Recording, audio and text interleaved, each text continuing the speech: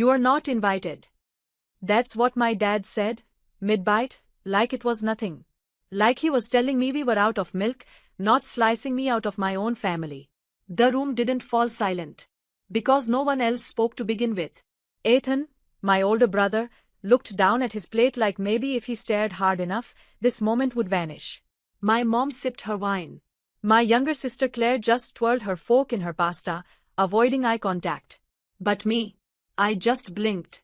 Dad kept going, like he hadn't just detonated the air. I mean, we all agreed. It's just better that way. No tension. He smirked as he said it. Like it was a joke. Like I was the tension. The birthday trip, the one I had organized, funded, planned down to the gluten-free dessert options, was next weekend. We were supposed to fly out to Napa Valley. Wine tastings, a private chef dinner, 2 nights at an estate I personally booked 6 months ago. Total cost, $5,200. All from my savings. It was supposed to be a surprise gift for Dad's 60th. A way to say, see, I do care. I'm trying. I want to belong. And now I wasn't even invited. Good to know, I said. Calm. Collected. Not a crack in my voice. Dad raised an eyebrow. Don't make it a thing, Riley. It's just family trying to keep things simple. Right, I said. Simple. I wiped my mouth. Folded my napkin. Pushed back my chair. No one stopped me. No one spoke. As I reached the door, Dad added, "And hey, let's not get petty about the money, okay? It's not about that." I smiled. That smile I give before someone learns the hard way that I'm not as sweet as they think I am. Of course not, I said. It's not about the money. I walked out into the night. No tears, no scene, just the sound of betrayal settling quietly into my bones. I drove home. Opened my laptop. Logged into the travel booking portal. Every single reservation had a cancellation window. We were still within it. I hovered for a moment. Then clicked, cancel all. $5,200. Refunded. Next, I opened my banking app and transferred every cent of that money back into my primary account, including the rental deposits and the gift I had pre-ordered. I drafted an email with the subject line. Trip terminated. Body. You are free to celebrate how you choose, just not on my dime. Best, Riley. Sent. Then I turned off my phone. Took a deep breath. And let the silence wrap around me like armor. My name is Riley Monroe. And from wherever you're watching this, stay with me. Because the night my family decided I wasn't invited, I became someone they would never forget. Not through shouting, but through subtraction. Growing up, I was the easy one. Not because I was easy to love, but because I didn't ask for much. Ethan was the golden boy, straight A's, varsity everything, Dad's mini-me. Claire was the baby, delicate, artistic, always needing protection. And me, I was the one who handled her own dentist appointments. The one who remembered birthdays, even when no one remembered mine. I figured out taxes before I was old enough to drink. I was the responsible one. The one they didn't have to worry about. So they didn't. When Dad needed help planning Mom's pachaset, I booked the caterer, designed the invites, and handled the payments on my credit card. When Aiken totaled his car, I co-signed for the rental because he was in a bind. Claire needed help paying tuition after a bad breakup. I wired $3,000 without blinking. Not once did I ask for it back. Not once did they offer. Because I wasn't the one who needed help. I was the one they leaned on. And the thing about leaning on someone for too long. Eventually, they get tired of holding you up. I thought maybe the trip would shift something. Dad's 60th was supposed to be the olive branch. The grand gesture. I booked every detail down to his favorite bourbon being stocked in the minibar. I even requested a special playlist for the car service to play when he landed. I did it all quietly. Because that's how I was raised, be the glue, not the spotlight. But glue doesn't get applause. It gets used. And when it cracks, they replace it without a second thought. The real sting wasn't in being disinvited. It was in how casual it was. We all agreed. Like I was some complication they needed to manage. Like I wasn't the one keeping their fragile web from collapsing. After I cancelled the trip, I sat in bed and thought about every time I showed up for them. And every time they didn't show up for me. When I got my first promotion, no one called. When I moved into my new apartment, I unpacked every box alone. When I was sick for 3 weeks last winter and needed soup and silence, no one came. But Ethan's texts got answers in seconds. Claire's moods were family emergencies. Me. I was strong. A word they used like a leash. That night, I poured myself a glass of wine and toasted myself. Not out of pride. Out of grief. Because I finally saw it clearly. I wasn't part of the family. I was adjacent to it. Useful. Reliable. Replaceable. But not belonging. And now they were about to find out what happened when the afterthought daughter finally thought of herself first. No drama. No revenge. Just consequences. Quiet ones. And trust me, they echo the loudest. It came at raat ke 10:47. A text from my dad. Hey, just wanted to follow up. It's probably best you don't show up at the party. Less tension that way. Hope you understand. That was it. No, thank you, for organizing the entire trip. No, sorry, for blindsiding me at dinner. Just a cold, clinical boundary from the same people who had never respected mine.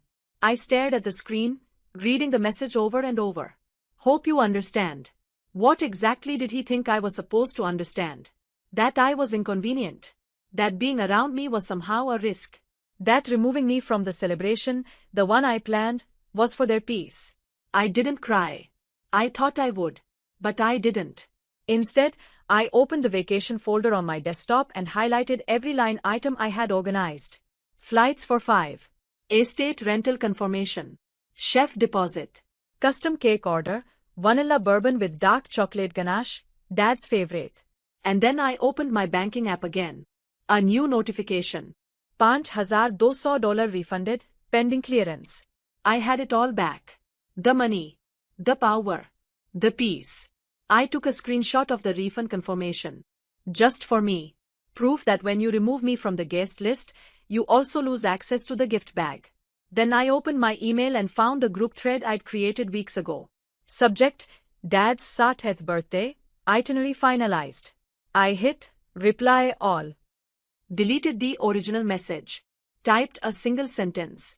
Plans have changed. The trip is cancelled. Good luck figuring out your own celebration. Attached the refund screenshot. Hit send. Then I texted Dad back. You're right. Less tension this way. Enjoy the party, if it happens. No emojis. No exclamation point. Just enough edge to let him know that the girl they used to rely on. She would checked out. And she wasn't coming back. Then I powered off my phone. No more messages. No more justifications. I lit a candle. Put on my softest hoodie. Watched the quiet fill my apartment like a balm. They had made their decision. I had made mine. And now, we were all going to sit with the aftermath. Except I had wine, Netflix, and a full refund. And they had a birthday disaster on the horizon, and no one left to fix it. I woke up to silence. The kind that follows a bomb, not the kind that brings peace. My phone stayed off. I needed one more morning to myself, free from their guilt grenades and manipulative group chats. I made breakfast. Took a long shower. Watered my plants. Then, at subah ke 11:02, I turned my phone back on. It lit up like a Christmas tree on fire. Voicemails. Missed calls. Texts stacked like dominoes. 23 missed calls. 17 from Dad. 2 from Mom. 4 from Ethan. Claire hadn't called, which somehow made it worse. But what stopped me cold wasn't the number of calls. It was the message that sat quietly between the alerts. From Ethan. They are freaking out. I didn't agree to that. Please talk to me. That was it. No drama. No defense. Just quiet recognition that I hadn't imagined it all. Someone else had noticed the smirk, the dismissal, the unfairness. Still, I didn't respond. Not yet. Instead, I opened my inbox. One new email. Subject, trip termination confirmed. It was official. The flights were refunded. The estate booking cancelled. Chef. Released. I had called the whole thing off, and every penny was mine again. I clicked through the details one more time, watching the transactions roll back like I was reversing time. They thought they could erase me from the weekend. But I had erased the weekend. I scrolled to the group chat. Dozens of new messages. Claire. Wait, did Riley really cancel everything? Dad. Riley, this is immature. You knew this was for the family. Mom, we didn't mean for it to come out that way. You misunderstood. Claire again. This is a nightmare. The wine estate is fully booked now. What are we even doing? Then finally, Ethan. She planned everything. Paid for it. And you cut her out. What did you expect? I stared at that last message for a long time. It wasn't vindication. Not exactly. But it was a crack in the wall. The beginning of the collapse. I screenshot the entire thread. Not to post. Just to remember. Because sometimes, you need to look back and see the moment when people stopped pretending you were the problem and started realizing you were the backbone. I brewed another cup of coffee. Sat by my window. Watched the clouds shift and thought. They built the party without me. But forgot who built the foundation. And when I pulled my support, it all came crashing down. By the next morning, the group chat had gone quiet. The kind of quiet that always follows a storm, when the power's out, and everyone's pretending they weren't the ones who pulled the wires. I scrolled through the final messages.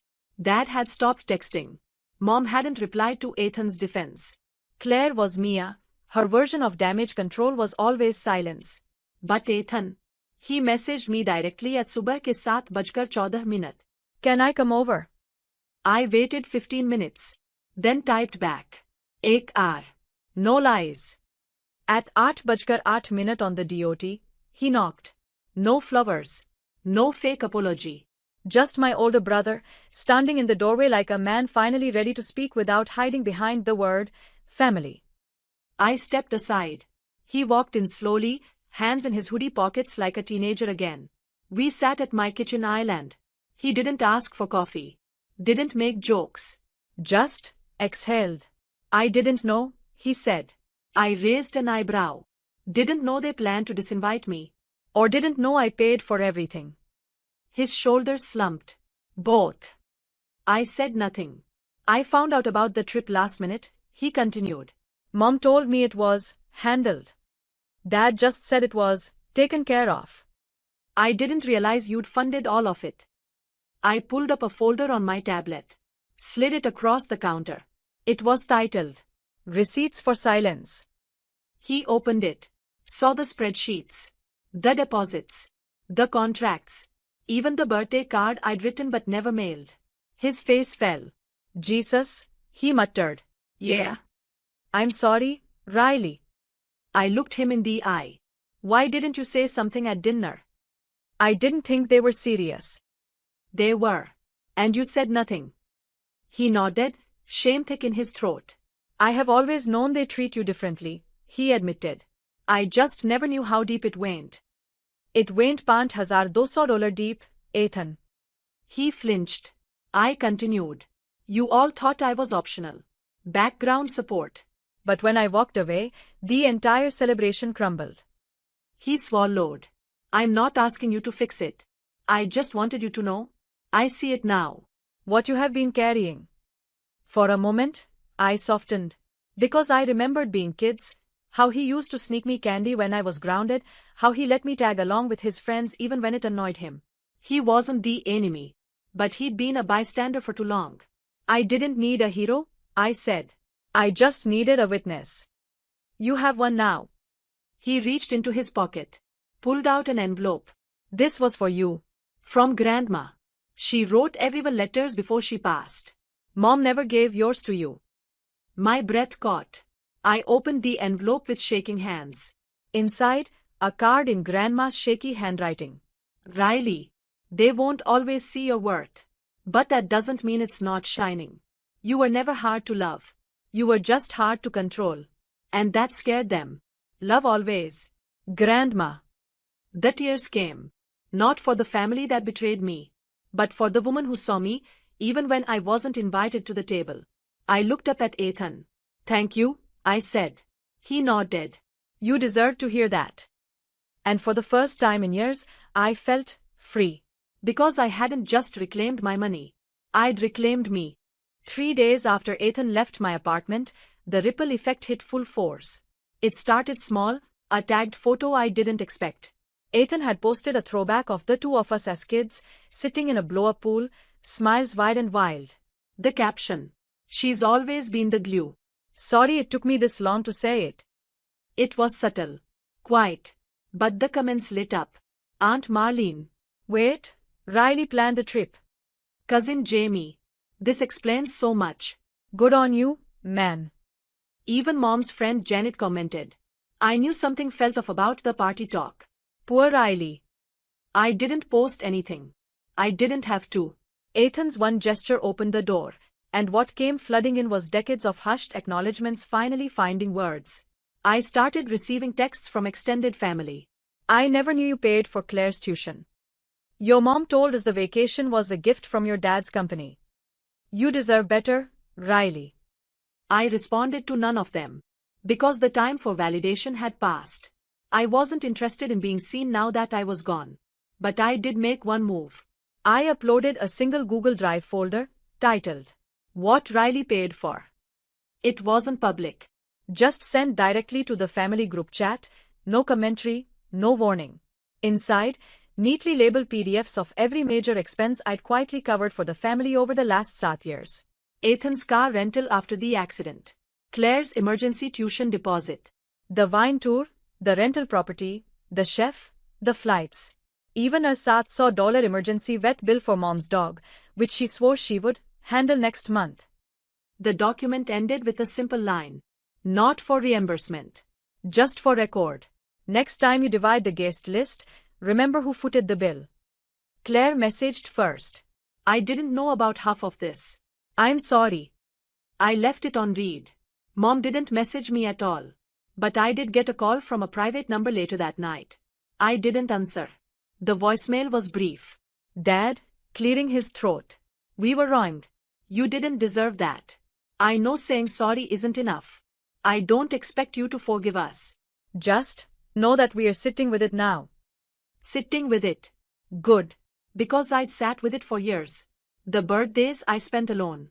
The way every celebration was an obligation I funded but wasn't invited to enjoy. The silence they gave me in return for my sacrifices. Now, let them sit in the silence I left behind. Let them sit in the reality where I was no longer their financial safety net, their party planner, their invisible fixer. Because I had pulled the curtain back. And what they saw wasn't just the receipts. It was the reality. I was the one who kept them from falling apart, not with nerves, but with quiet, consistent love. Love they mistook for obligation. But that chapter was closed now. And the next one. It had my name on the door. I spent Dad's birthday weekend exactly how I wanted. Alone. And unbothered. The Sam Vineyard estate I'd reserved for the family. I rebooked it for one. Just me. They lost their invitation. I claimed the destination. The moment I stepped onto the property, the concierge greeted me with a puzzled smile. We were expecting 5 guests. Change of plans, I said.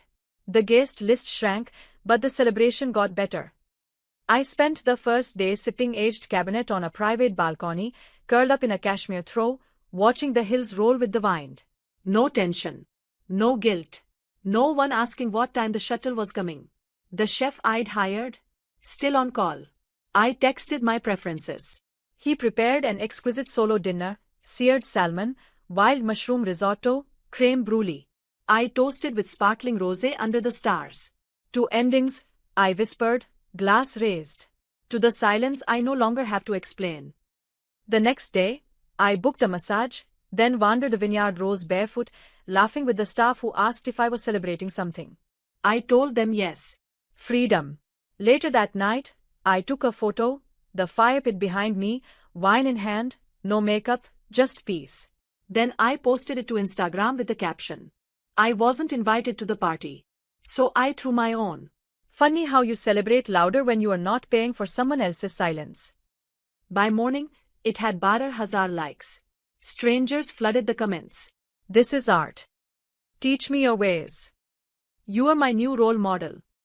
They didn't deserve a seat at your table anyway. Even Ethan commented. Proud of you. Claire messaged too. That post hit me hard. I hope someday we talk. For real. I didn't reply. Not out of anger. But because sometimes, the best reply is space. I checked my inbox. An invitation from a women's conference to speak on financial boundaries and reclaiming identity. Subject line. Your story matters. And others need to hear it. I stared at it for a long time. Then clicked accept. That evening, I walked down to the private tasting room where the staff had set up a birthday cake for me. Not because it was my actual birthday, but because I requested it. Because I finally understood something profound. Celebration isn't about balloons or invites or other people saying your name. It's about claiming your worth, loudly, softly, and without apology. And I wasn't just celebrating a cancel party. I was honoring the girl who used to beg to be seen. She didn't beg anymore. She booked the room. It was a week later when he showed up. I was back home, sipping tea in my robe, scrolling through my inbox of speaking offers and kind messages from strangers who would seen my post. And then, a knock. Not urgent. Not loud. Just steady. I opened the door to find Ethan standing there, hands in his jacket, eyes tired but clearer than I'd ever seen them. I figured you'd open it, he said. No one else would. I stepped aside. Silent. He handed me something wrapped in tissue paper. A small package. I peeled it open slowly. Inside was a framed photo. Me, Grandma, and Ethan, taken 10 years ago at the lake house. I'd forgotten this photo even existed. I was laughing in it. Not smiling politely, laughing. Mouth open, joy real. Grandma always kept that one on her dresser, he said. After she passed, Mom packed it away. I found it in storage. I stared at it, throat tight. She saw you, Ethan continued. Always did. I placed the frame gently on the entry table. Then crossed my arms. Why are you really here, Ethan? He met my gaze. To say what they won't, he said. That we failed you. Not just with the trip, with everything. We made you feel optional. But you never were. You were the core. I didn't cry. But something shifted inside me, like a door creaking open that had long been locked. I don't need an apology, I said softly. I needed this. Truth. Without the strings. He nodded. There are no strings left. Just regret. And maybe hope. He handed me one more thing. A folded letter. Dad's handwriting. Riley, you didn't deserve the way we treated you. I thought being tough on you meant you'd never break. But I see now, I was breaking you just by expecting you to hold everything. I'm sorry. I was wrong. You deserved better than the silence we gave you. No manipulation. No, but just a man who finally understood the damage he helped create. I folded the letter carefully. Then looked Ethan in the eyes. I'm not coming back, I said. Not to fix. Not to rescue. If I come back, it'll be as a guest. Not a lifeline. He smiled. You have always been more than a lifeline, Riley. You were the lighthouse. I didn't know what to say to that. So I hugged him. Briefly. Tightly. Then I closed the door. Not in anger, in peace. I walked to the living room and placed the photo beside Grandma's letter. Sat on the couch. Let the sun spill over me. I had no party to plan. No crisis to manage. No guilt to carry. Just space. And in that space, I finally heard the quiet I'd been searching for all my life. Not absence. Not exile. But clarity. Because I wasn't disinvited. I just chose not to sit where I was never respected. And when I walked out, I didn't leave the family. I left the fiction. And in doing so, I wrote something real.